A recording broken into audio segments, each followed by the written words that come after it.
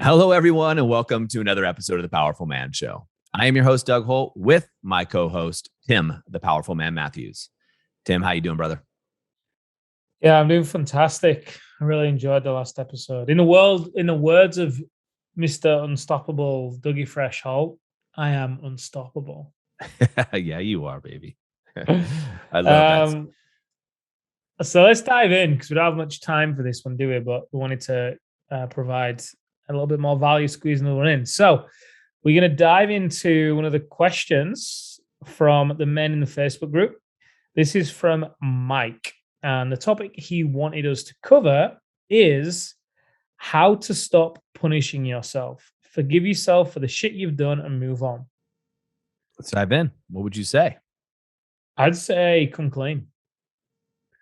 You know, one of the turning points in my life, and it wasn't a point in time, it happened over a period of time. I didn't realize at the time I was doing this, but looking back, you know, I've repeated it ever since because it was so transformational, and that was coming clean.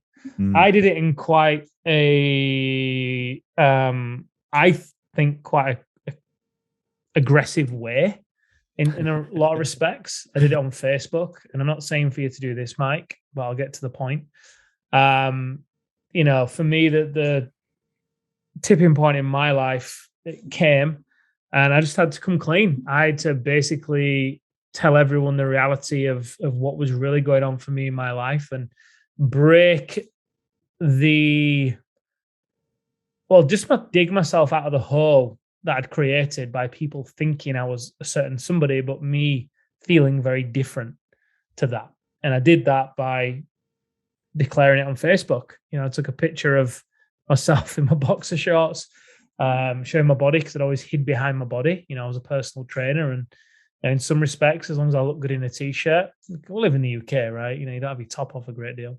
So part of it was as long as you know, look good in a t-shirt for Friday night, and you know, you were slim and fit and all that stuff, you know, you could get away with playing the whole confidence card.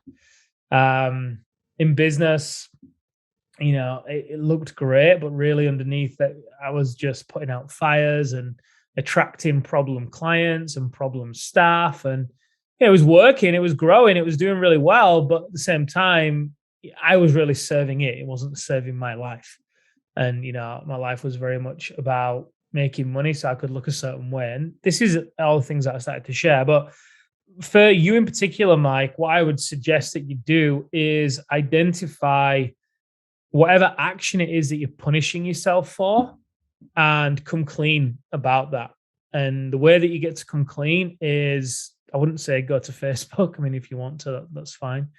But it could be as simple as just having a conversation, right? And let's say that you're punishing yourself because you did something a couple of years ago. You said something to somebody and it hurt their feelings, and it kind of ended their friendship, let's just say. And it's eaten away at you ever since. Then my advice, if you can't get over this, would be to reach out to that person. You could either do it through a letter, through a phone call, through an in-person conversation, and just take ownership for your part in it. It's as simple as that. And just apologize for your part in it. You don't apologize expecting them to apologize back. You don't explain from a point of being a deer. You just take ownership like a powerful man, like a wolf would, and you own your shortcomings. So that might go something like, hey, you know, I know a few years ago, I said, boom, boom, boom. You know, I just want to take ownership of the fact that, you know what, I wasn't in a good place then. And I'm not blaming that or excusing that for what I said to you. What I said was out of order. And I wish I could turn back time, but I can't. And I want you to know right now, I'm sorry for what I said. And I'm sorry if my actions hurt your feelings and the effect that that had on our friendship. I want you to know that it was never about you. It was always about me. And I'm sorry. It can be as short and as simple as that. And what you tend to find is when you come clean, you often set yourself free. That often can be an act of forgiveness because you, by default, alleviate a lot of the shame that goes with keeping secrets.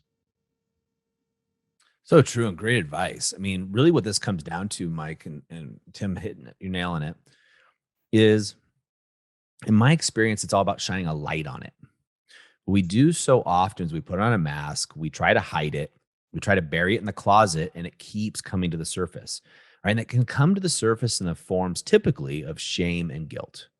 Right. Those are the two things that most often come up.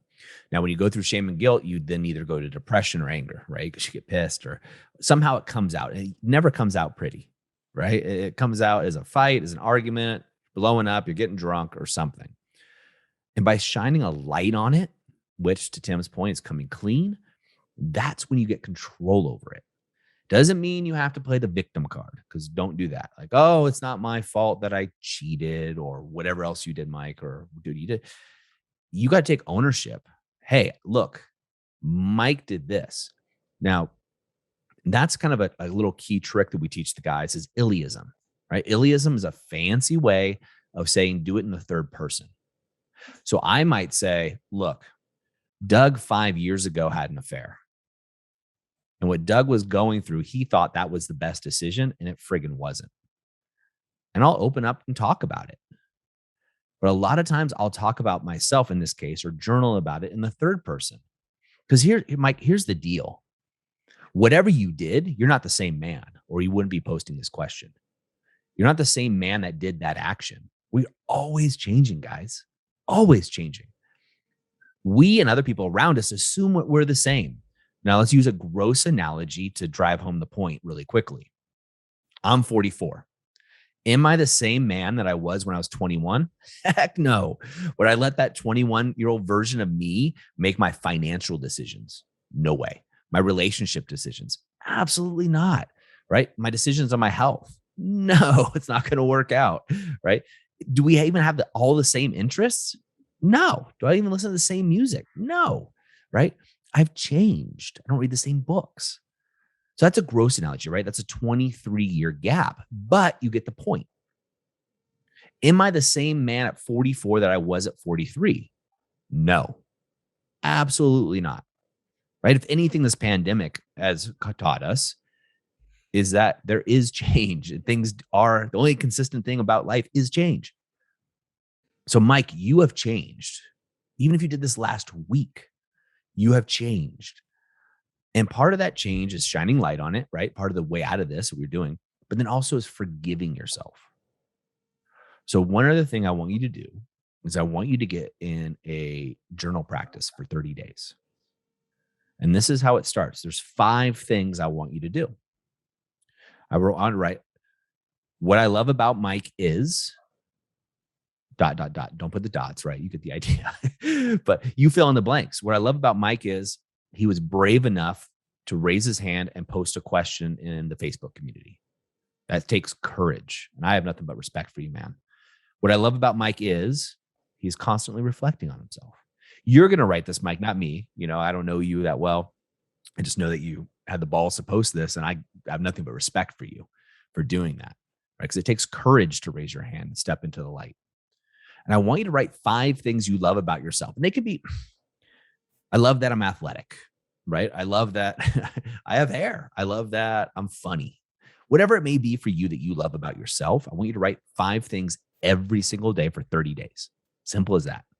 And I know you're going to think, okay, this is dumb or what, you may think that, but I want you to do it for 30 days consistently. If you miss a day, you start over at day 1. 30 days consistently and see how you feel about yourself. Because a lot of times when shame and guilt creeps in, guys, into our lives, we beat the shit out of ourselves. We beat the shit out of ourselves. I know I do.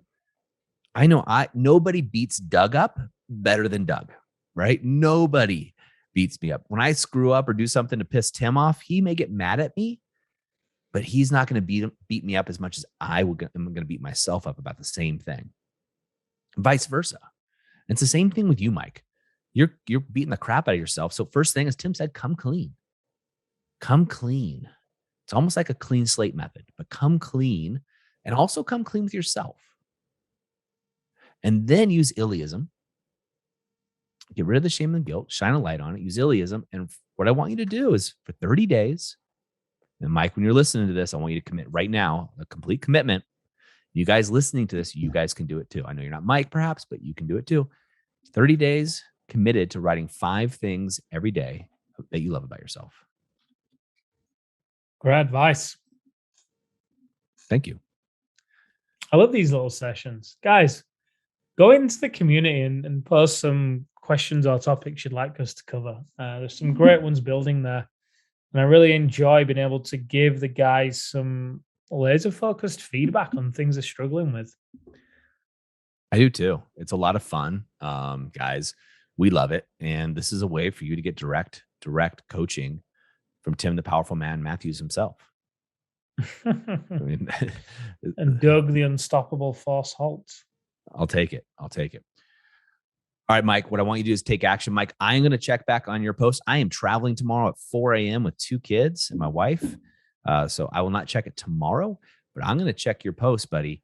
And I want to see that you're committing to these actions, right? This is your opportunity to step in, brother. Step to the line, as we say, the powerful man. I'm looking forward to seeing you and your results. For the rest of you, go down to Mike's comment and cheer him on, right? This is a brotherhood, right? This is a movement of men, and I want you guys involved. Gentlemen, that's a wrap for us here at the Powerful Man Show. So until next time, as always, take action, and we'll see you on the Powerful Man Show.